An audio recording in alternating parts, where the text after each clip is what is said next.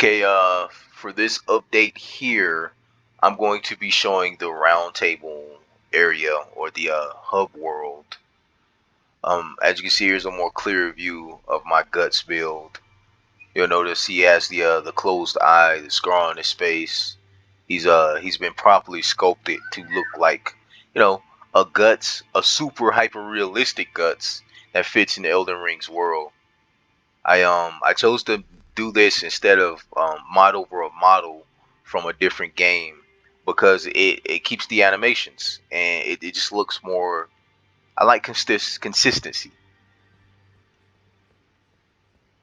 So I remember showcasing this in the previous video. He went from homeless looking to a captured demon, which is a good look. This is actually a recent modification I made. I put Lothric armor on him. His default game armor is, well, first and foremost, is not familiar, and it's kind of jarring every time I saw this character's armor.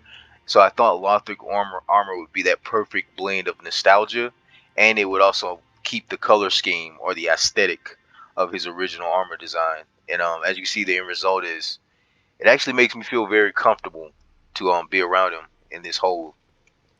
She's been modified. I think I showed her in the previous video. She's been sexified. I do that to all the females in here.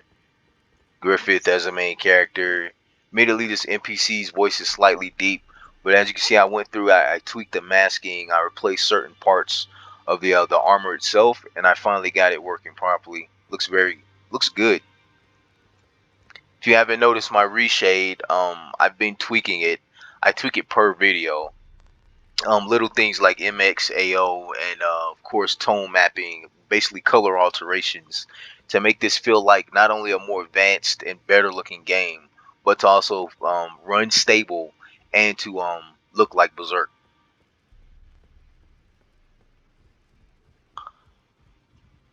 I want to say that's it for my NPC modifications.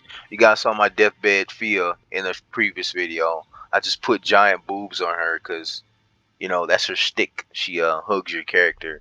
These hugs are very enticing, when she's a well endowed or pretty woman. I know there's more here. I just can't remember exactly what it is. Ah, so I put the Hollow Knight. I think this is called Pure Vessel Hollow Knight into this game. It's very dark, very lore friendly. If you're not familiar, Hollow Knight is actually a Souls ripoff or a Souls like game. So he fits in the game. I'm thinking about switching out the Pure Vessel for an actual Hollow Knight that's been released.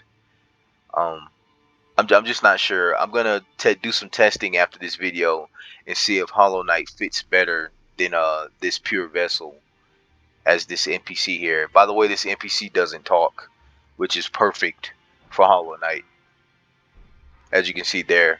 So yeah, I'll test Hollow Knight after this video, and if it works out or it looks good, he'll be there.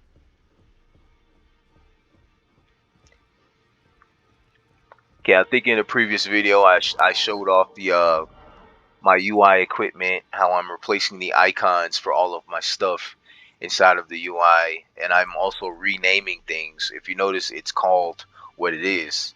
Aside from that, I've tweaked a lot of the assets in here too, the icons specifically for items. Some have been replaced with more familiar things.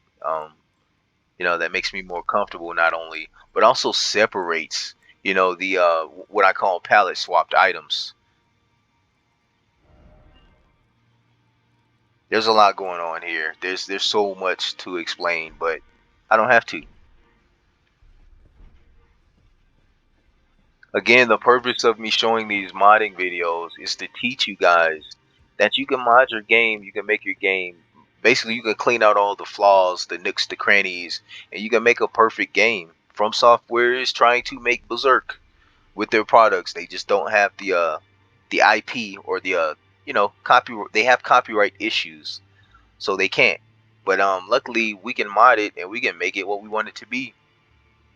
So this is me just showcasing NPC changes. I thought this was intriguing or be interesting. I'm gonna keep the video around 5 minutes.